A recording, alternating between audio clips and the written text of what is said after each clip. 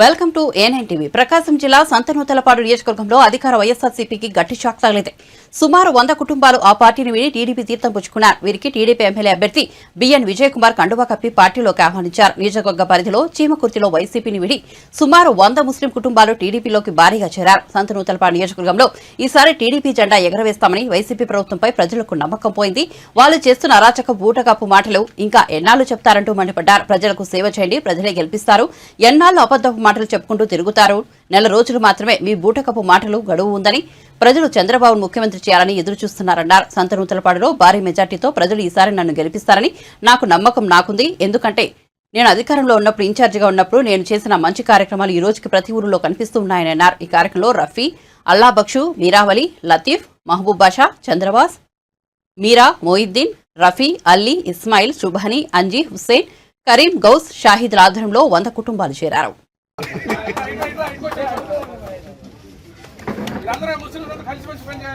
శ్రీనివాసరెడ్డి బాబుతో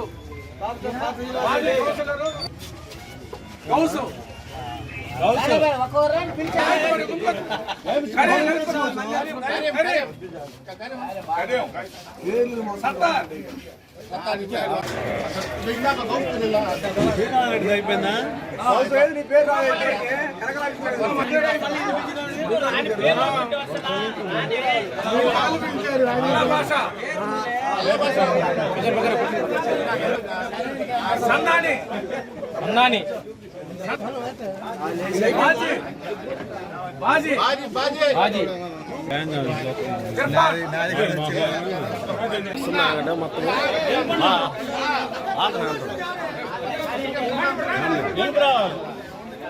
రారు నువ్వు ఎందుకు ఉండు